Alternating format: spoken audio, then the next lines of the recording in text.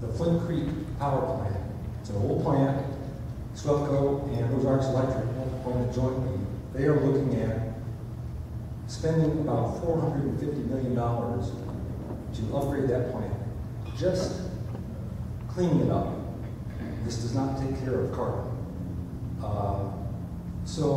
And they're worried that if they do this, in 5 years, regulations might change, and what do we have? So it's an opportunity to replace that plant with a modern nuclear power plant.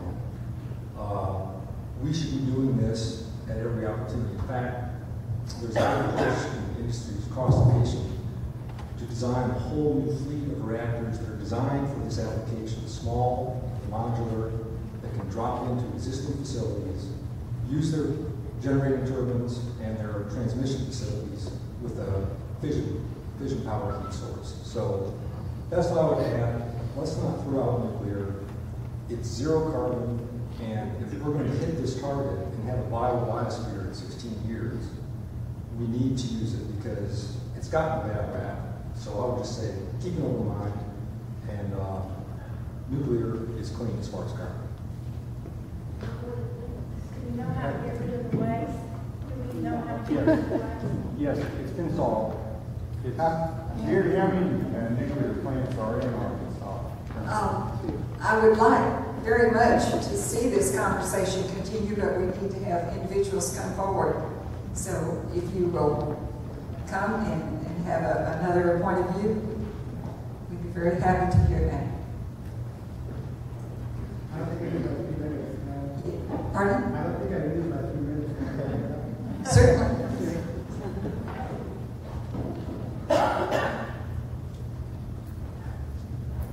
I would like to hear Gary address energy returned on energy invested in nuclear plants. It takes a tremendous amount of carbon-based energy as the world is set up now to establish these plants. So to say that it's carbon-free is not entirely accurate.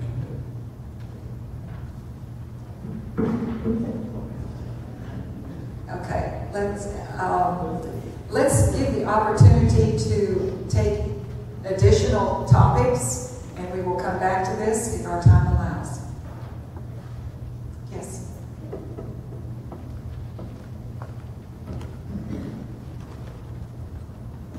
My name is Annie Littell, and this is a very different topic, but one of the things I'm concerned about is transportation, and of course it's certainly relevant to energy, as several of you pointed out, and I just came from a bike coalition of the Ozarks meeting, so bikes are on my mind.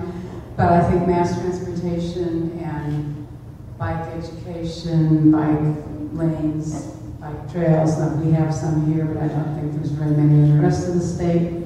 Little Rock has some, but to get getting the state behind bicycles and buses and trains and things, I mean, it's very difficult to make those changes, and I think the state getting behind it would make a big difference to getting us into a different transportation system altogether from what we have. I mean, we're not going to get rid of cars, I'm not saying that, but just offering more options, making them seem viable to people. They're there, but, well, not maybe the buses and trains so much, but bicycles, anyone could get one, but not everybody feels comfortable using them in the situations we have to drive in at the moment, so just another angle.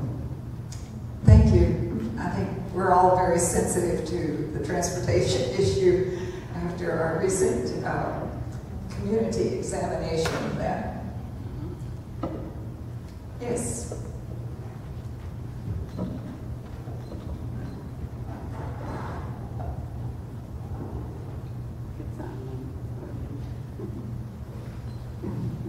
Hi, it's great to see a nice group here of concerned and caring people.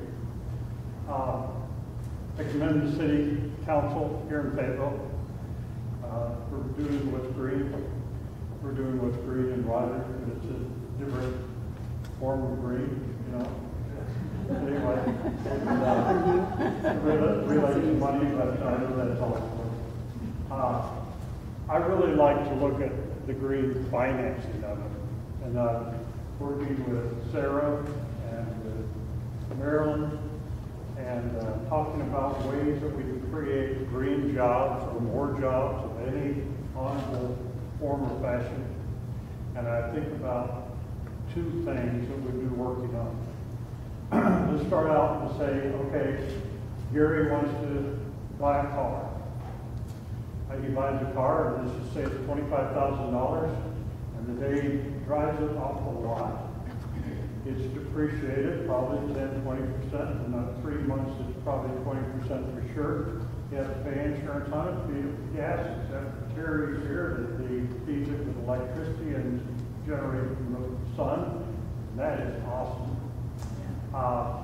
But then we say, okay, you don't need a car, you need a pickup truck, or a boat, or an ATV, or a swimming pool, all of which depreciate and have, what is the ROI of a boat?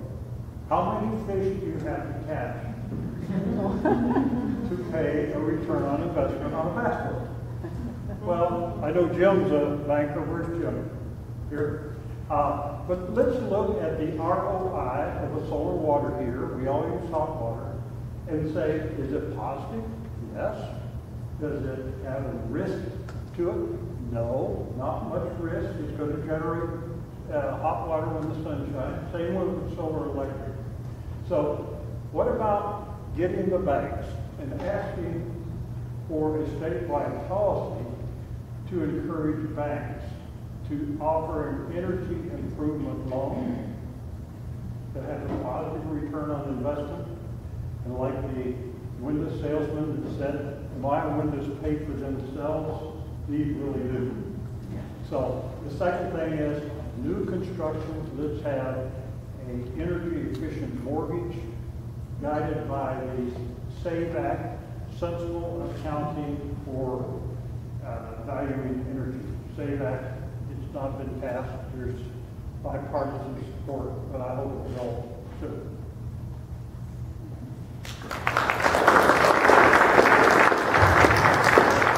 Thank you. There's certainly a great deal of example that we could all learn from the beautiful accomplishments that energy people have done. Thank you very much. Another question? Don.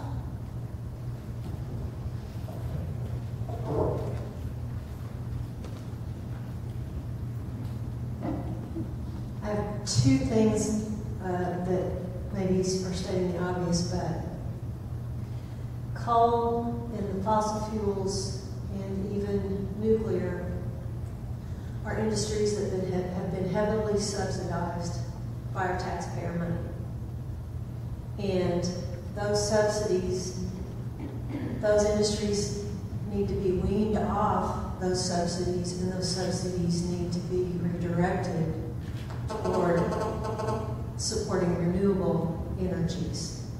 You know, the teeter-totter needs to tot instead of teet. And so there needs to be a collective will by our legislators, and even the energy companies. The energy companies of coal and the fossil fuels and nuclear are missing an opportunity, just like our auto industry missed an opportunity by not transitioning to different options and diversifying. And there has got to be a consciousness and a will to do that. The energy companies that exist right now, you know, could benefit by that. You know, they could lead the world. They're already global powers. They could lead the world by transitioning for renewable energy sources. Because eventually, the fossil fuels are going to run out. They are a limited resource. But the sun, we think, you know, at least for our human existence, will always shine on the face of the earth, and the wind most likely will always blow. And so we have the renewable energy sources as potentials to transition for, and it's an economic opportunity for everyone. The other point, if I can get back to it, subsidizing and also the low-hanging fruit that many of us are aware of, is increasing our energy efficiency.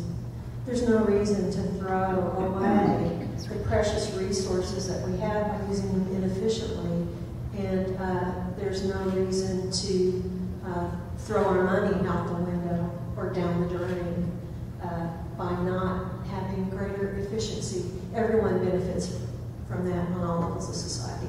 And there's something else I was going to say, but I can't remember what it is. But anyway, those 2 points are, I'll leave it at that. Do we have any more time? Do we have any more time? Yes, yes. We'll go till about 8:30, so we've got about 15 minutes. To Doc's point, I like to say that for every trainload of coal that comes into the state, a trainload of money goes out the other direction. Oh, that's probably the thing. And that one trainload serves a 600 megawatt plant for 1 day. That's how long it lasts. One other comment. 1.2 mile long train. One other comment, it takes 3 train loads to haul the carbon dioxide away because of the reaction of carbon with oxygen is 3 times heavier than the whole train that came. Well, no one said anything about fracking. I don't know what we can do about it, but we need to brainstorm and figure out something.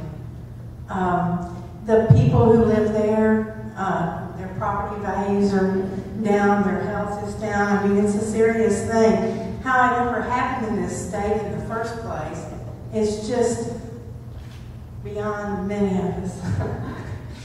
But I know I'm hearing that some states are outlawing it. So I wish I knew how they're doing that.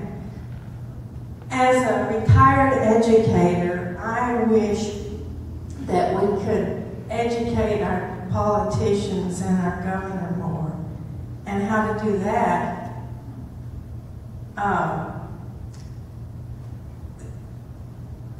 you know, they should be here tonight. All of us should speak up, and I think that's important, but they need to be shot in the arm of what we're all talking about. There have been so many ideas tonight that are just right on, and I wish we could, I would love it if we could all get in our cars and go down there to the legislature more often, and email them more, petition them more, whatever it takes. But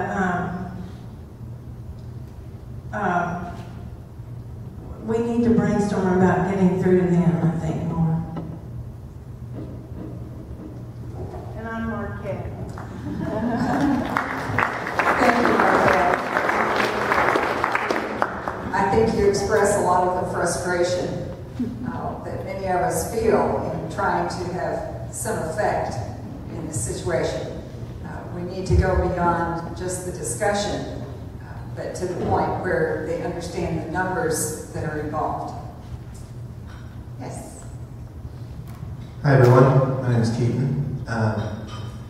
Tots Not Teats is growing on me the more I think about it. Y'all are going to think I'm a dork because of how excited I am. But hopefully you guys will be excited along with me. But so this coming legislative session seems like a once in every 20, 40 years type of opportunity for a state like us.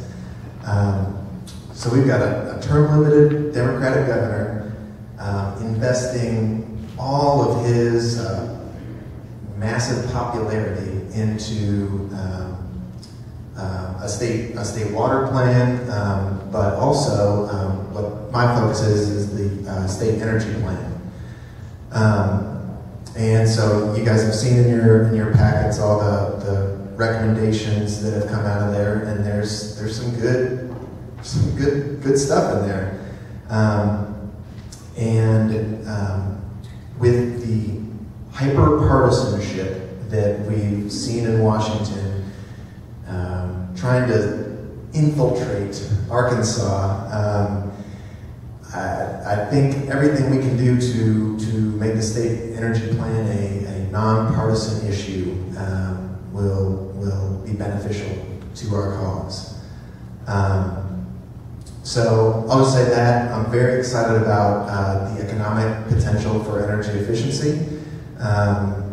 As we all know, the economy is the first thing on people's minds, and it's the first thing on legislators' minds. And we have such a strong economic case and a jobs creation case and a retained wealth case when it comes to energy efficiency that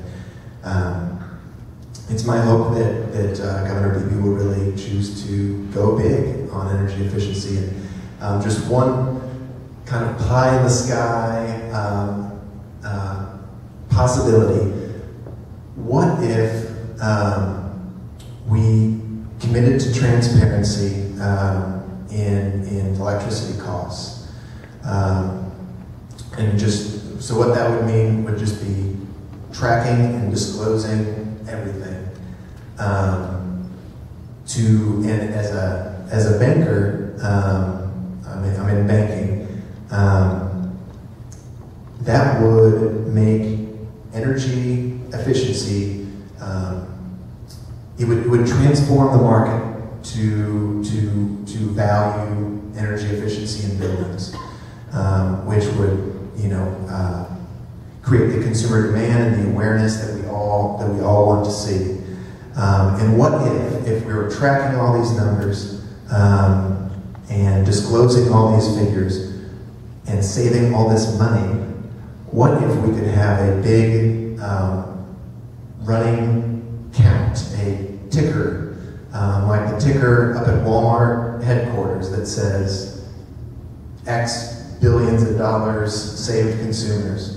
What if we tracked and disclosed everything and we had a running count of the millions and millions and quite soon billions of dollars that we had retained in the state of Arkansas from energy efficiency? What a powerful statement that would be for our elected officials and for our economic development professionals, chambers of commerce, and for our citizens. So